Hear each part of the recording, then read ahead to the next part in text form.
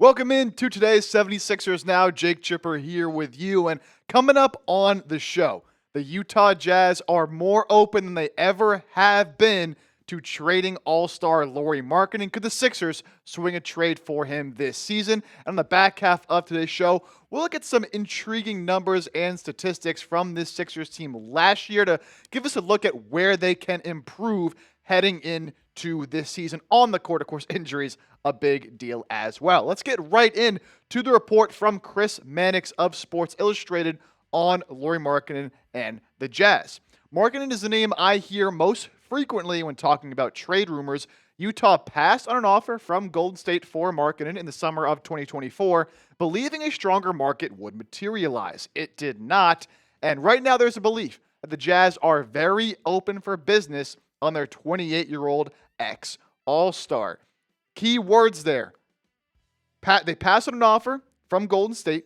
Now his value is lower than it was when they passed on that offer. So it's going to take less for the Sixers to potentially trade for Lauri Markkanen, and they are very open for business. That is a big deal here because the Utah Jazz are a team that really value their own players, especially their good players like Lauri Markkanen.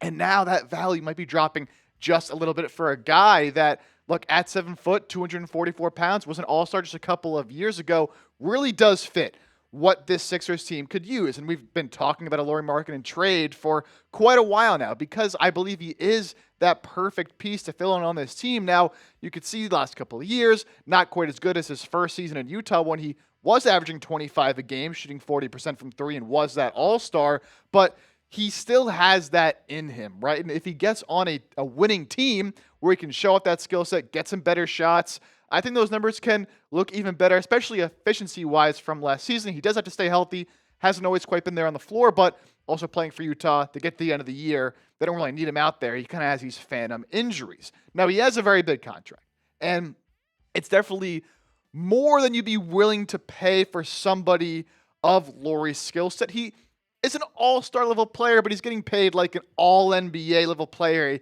top 15 to 20 player in the game, and that's probably not quite where he is. I don't think he's too far below that, but it's still not an awful contract when you look at some other deals around the league, and really in the midst of his prime right now, he'll be entering his 28-year-old season, so you're trading for a player here who maybe isn't on the up, but he's certainly not on the down at this point in his career, and it matches up pretty perfectly with Paul George's deal, which we'll get to that trade idea I have here in just a minute. If you're worried about the Lauri Markkanen fall off, though, maybe you're listening to what I just said, how he's definitely not on the decline, and you're like, but Chip, his numbers, they've been going down. You know, he's not the player he once was.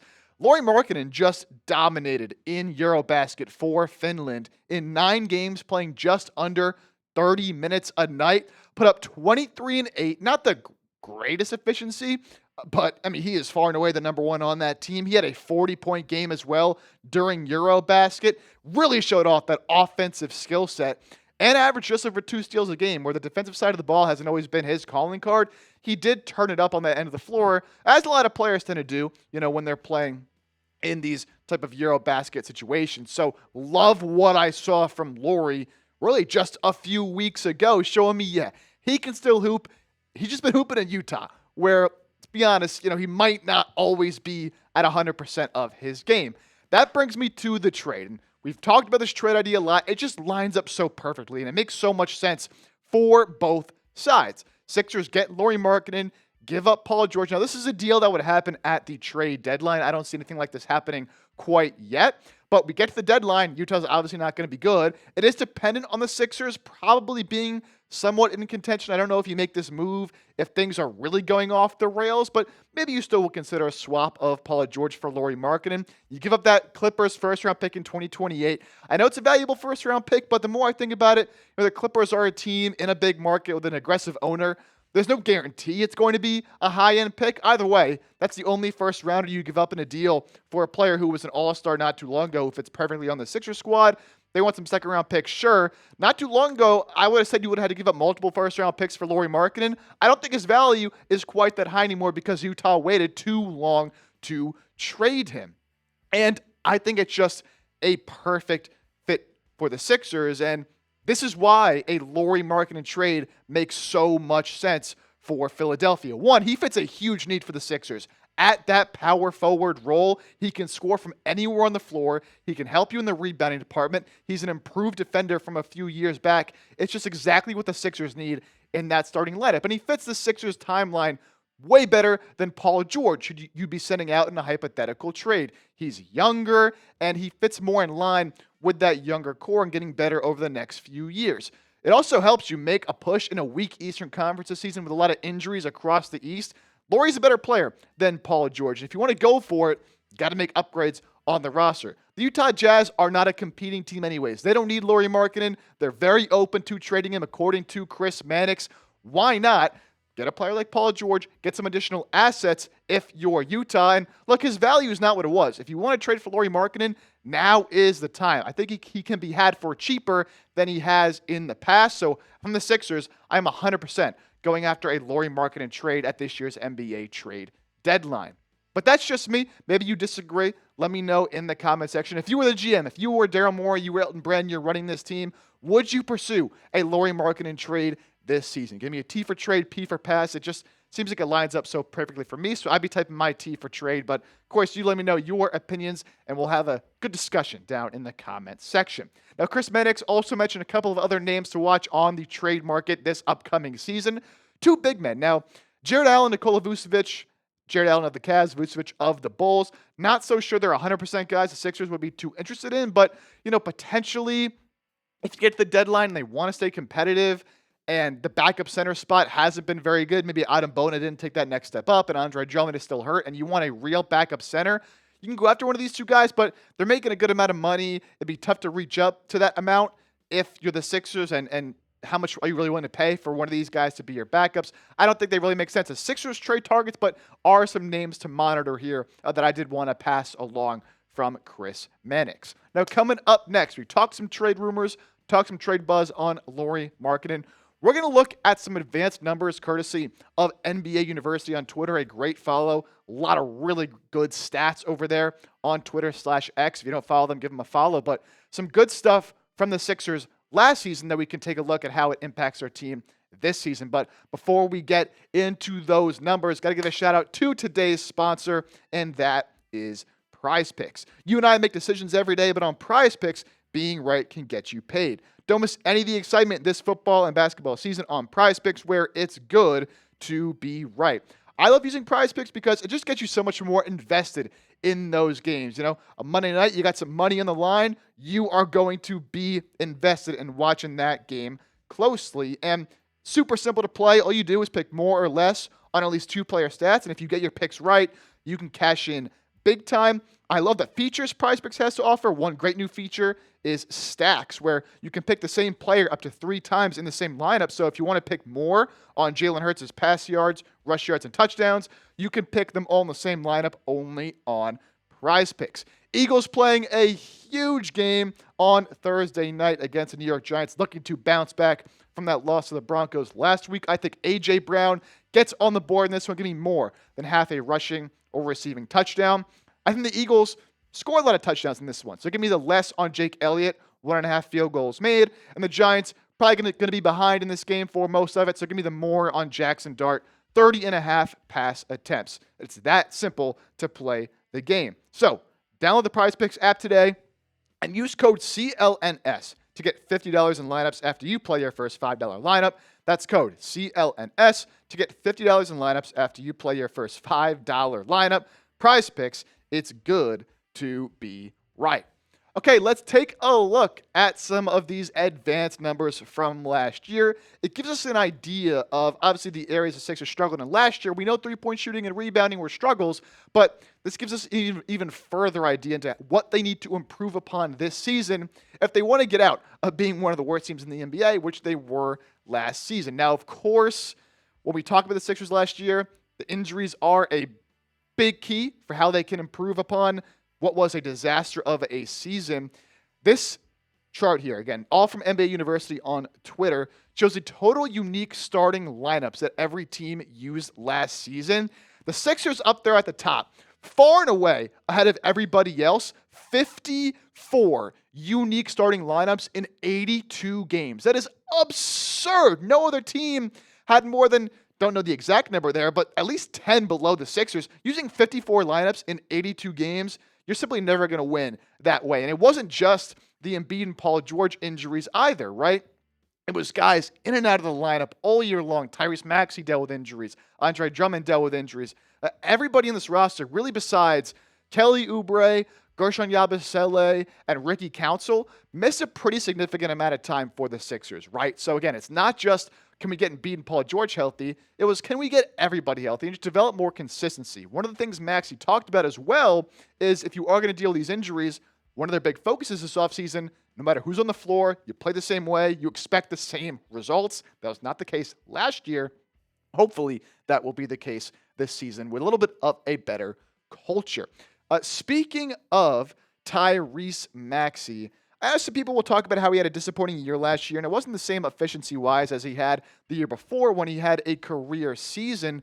But when you take a look at this graph here, it shows the points per game of the top scorers in the league and the assist points created per game. People like to say Tyrese Maxey isn't that true floor general that creates a ton for others. And while he might not be one of the best in the league in that regard, you can see here right around the middle to the right, you see Tyrese Maxey's headshot. In that green area, in that top right, every player in there is considered an offensive engine. Guys that not only score a lot, but also create a lot of points for their teammates. So you can see right here, right next to Jason Tatum, there's Tyrese Maxey. Everybody in this area you would consider an offensive engine, right? Not only are they scoring a lot, but they're creating a lot for their teammates as well. And that's what we need to see an even greater step from Tyrese Maxey this upcoming season. That's the final leap for him, in my opinion. To go from a really good player, an all-star level player, to maybe an all-NBA level player. Can he go from 6-ish assists to 8-9 assists per game and keep that scoring right around 25, 26 a game and do it efficiently? If he can do that, there's no reason he can't be one of the best true starting point guards in the entire NBA. One of the things I also want to focus on for the Sixers is the transition game. They've been focused on playing faster. It's one of the things Nick Nurse has said this offseason, and obviously playing faster starts with your transition offense. And last season, this shows here your transition offense, how often you get in transition, and how efficient you are in transition.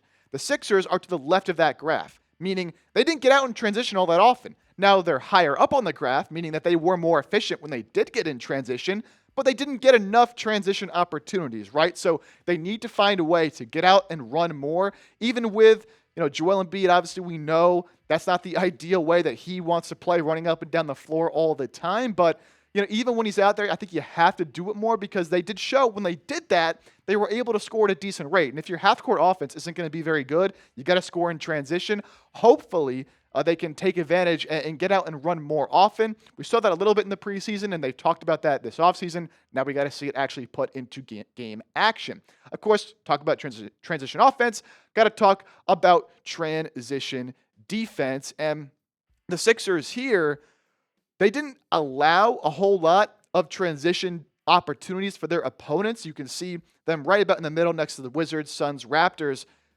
They didn't allow too many transition opportunities, but when they did allow them, they allowed high efficiency for their opponents, right? So when their opponents got in transition, they scored at a pretty high rate. So it's, again, got to be a focus for this team. If you're going to play this fast style of pace and get up and down the floor, the opponent probably is going to have more transition opportunities than last year. You got to get back. You got to get set because this defense was not good last year, especially defending three-pointers. And if you can get back in transition, it just makes your life so much easier. One of the biggest issues for the Sixers last year, defending the rim. And this is absurd, right? So this here shows the leaders for each team on the amount of shots they defended at the rim and the percentage that their opponents shot at the rim.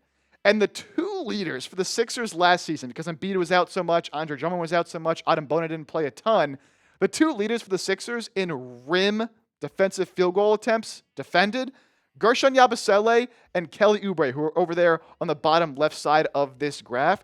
Those are the two guys that are defending the most shots at the rim for the Sixers last year. That is not what you want to see. And they also of course being lower on this graph, allowed a higher field goal percentage at the rim. That is not going to work. If you're the Sixers, if the guys that are defending the rim the most are two guys that are short. Now, obviously, Yabusele not in the team anymore, but Kelly Oubre cannot be your best rim defender. It just simply cannot happen, or else you're never going to win basketball games, right? So hopefully you're going to be healthy. Hopefully these additions of a Dominic Barlow, Jabari Walker, Trenton Watford, an improvement from Adam Bona helps you in that regard, because if you don't have a rim protector, guys are going to get into the rim at will, simply never going to be able to get stops. And the three-point shooting, a big concern for the Sixers last season. They were one of the worst three-point shooting teams in the league. They haven't been that good this far to start the preseason. This year shows the best three-point shooter for every team last year.